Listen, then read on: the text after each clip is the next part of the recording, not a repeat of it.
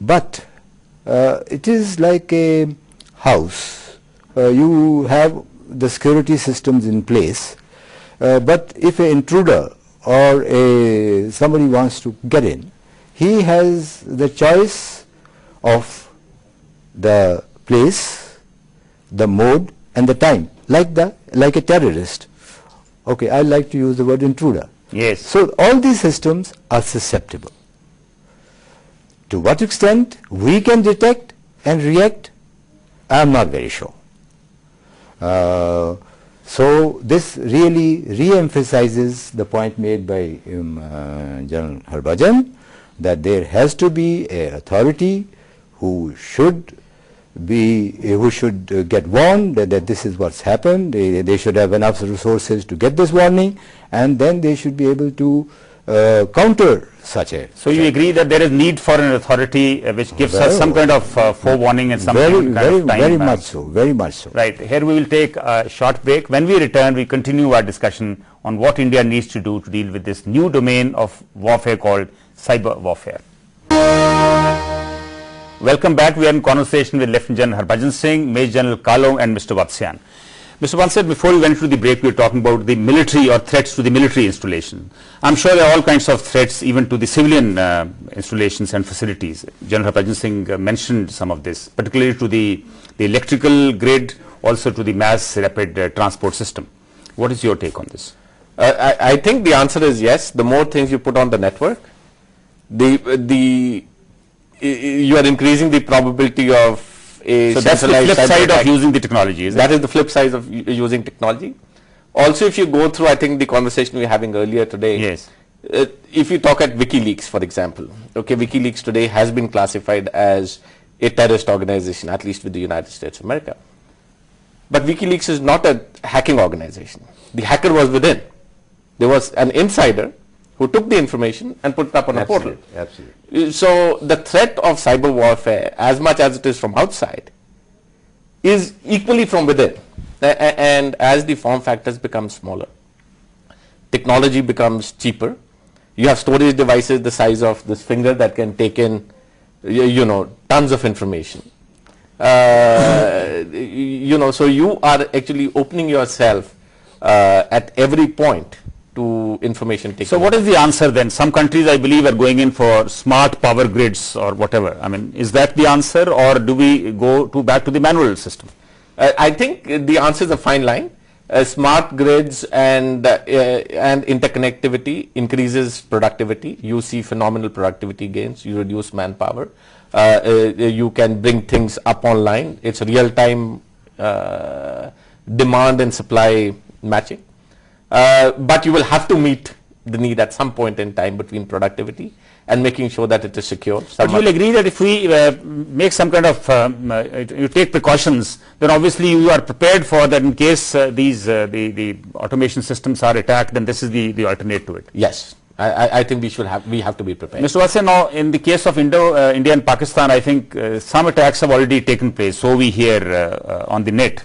For example, as per the Wikipedia, there have been 4 attacks in the last 1 year itself. The first 2 attacks happened in May 2010. Pakistan claimed that the Indian cyber army had defaced their websites, and then we claimed that almost 1,000 of Indian websites, including the website of the BrahMos missile and the Indian Institute of Science were hacked. Then in November and December, again this so-called Indian cyber army and the Pakistan cyber army were active, and I think just about 3 weeks ago the CBI site was hacked. Do you think all this is an exaggeration, or because not much is known except some news reports? No, I think there's certainly both the technology and the people are around that are capable of hacking websites. I think if websites are hacked, then you have not lost too much of information. But if you're getting into the intranets and those people are sophisticated enough and that's where your information resides, then you have a problem at hand.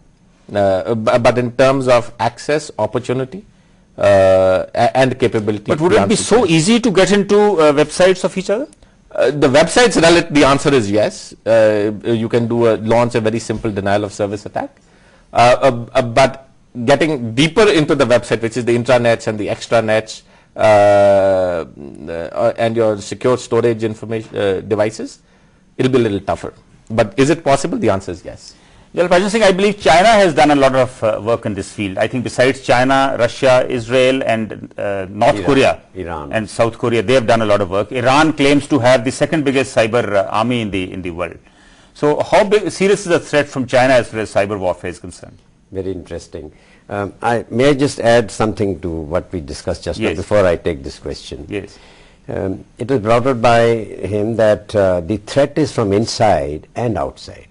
So when the cyber attacks are being planned by our adversary, maybe some of his agents are physically operating inside our country, finding out information which helps them to break into our system. So it's very, very important that it's not only electronically that we do it, physical means are also being used to help this effort. I hope but Mr. Watson, I thought that is easy to find out as to which computers were used to hack a particular website. The question is hacking. The answer is yes, through forensic, and you can figure it out. But if there's an insider who has gone in, it takes a long time to figure out which person used it. Has he been careful enough? Has he cleaned his tracks that he used to get in? So you could have people sitting somewhere else hacking your websites, and at the same time you could have people who are inside your own setup. I would worry about at the moment about people inside who, for whatever motivation. Oh, very interesting. Both we were talking about China. What is your feeling on China? How strong is China's capability on cyber warfare? Well, what one reads is that China's capability is very, very potent indeed. Also, the kind of attacks that the US military, Pentagon, even White House and other systems have undergone shows that the Chinese threat is very, very potent.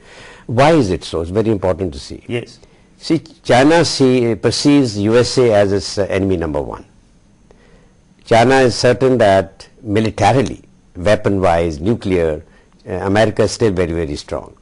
So they have found that the Achilles heel of American society, the government and the military is the use of computers, much more than any other nation. So they have concentrated on this Achilles heel, and they have raised brigades and divisions, information warfare and electronic warfare and cyber warfare divisions and brigades for this purpose. So that means they're definitely gone beyond Sadhu's thinking, of art of warfare. Absolutely, absolutely. Now they seem to have are spending close to $55 million US dollars into strategic hacking. Yes. Do you think we also need to spend that kind of money? Well, it depends on our threats. And today we have twin threats. It's China on one side and Pakistan on the other side, and a huge coastline. Absolutely. So we have to spend much more, expand this field in our in India if we have to face this threat from China. There's no doubt about it. Absolutely. Jalkalo, now China also, their People's Liberation Army, they have set up something called information warfare units, which are developing viruses to attack the enemy computers.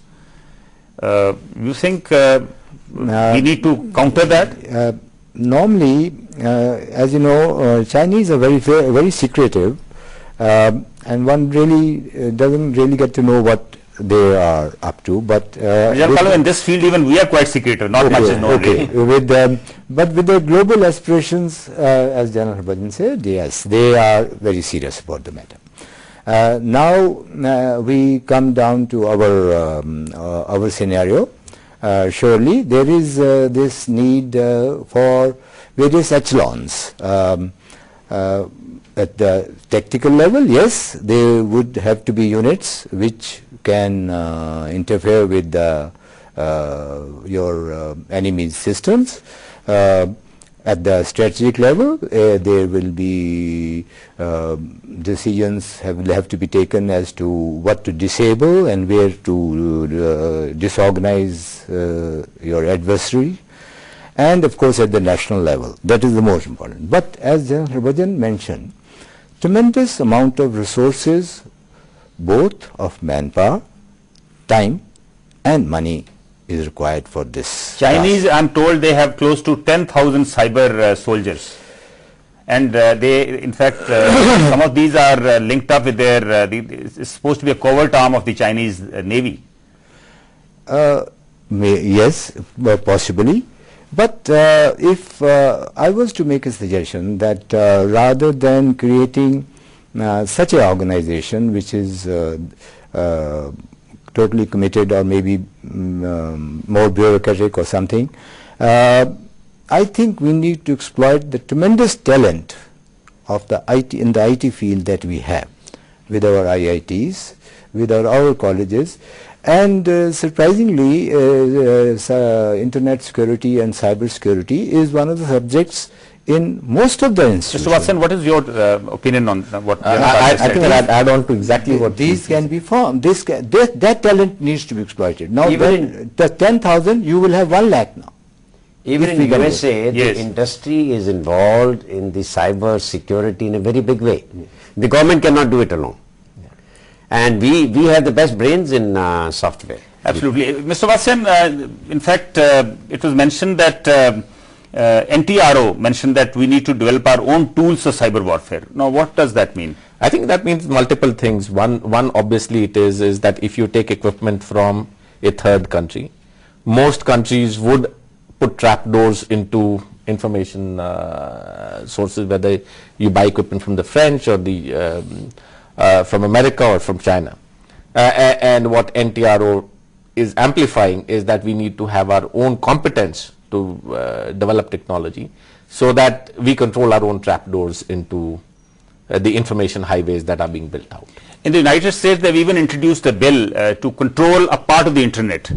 Do you think that would be an invasion of people's privacy, or that needs to be done? I think I'm a firm believer that the moment you put information on a network, whether it's an internet network or an intranet or an extranet, that's for collaboration, and you are losing a part of privacy. And it's a trade-off. Well, they call it the kill switch Yes, bill, yes. which enables the government to take over a part of the internet. and that's- wouldn't that be too heavy a price to pay?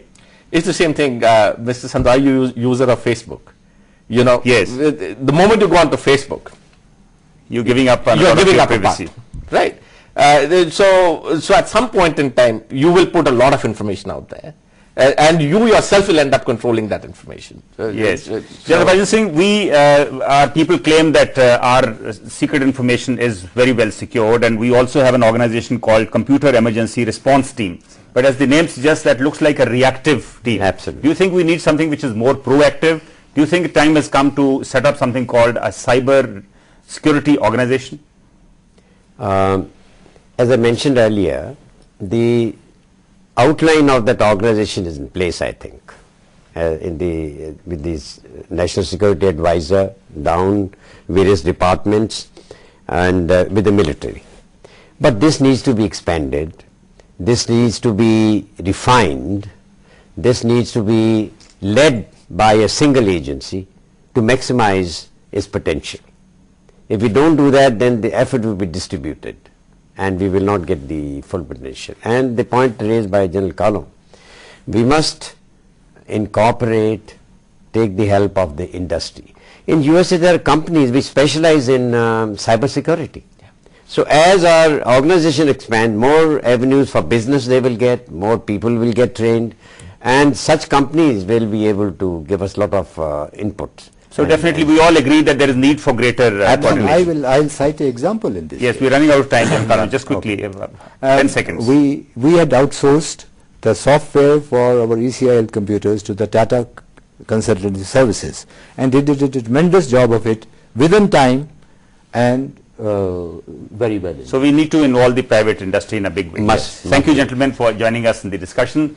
Interstate conflicts have suddenly discovered a new domain of cyber warfare which calls for regular research, upgradation and application of the state-of-the-art cyber technology. In order to ensure that this new domain does not become a force enfeebler, India needs to seriously consider having a dedicated cyber security organization. That is all in this episode. Do write your feedback to us. Next week we meet again with a new issue. Till then, good luck and goodbye. And for now, we meet at the bar.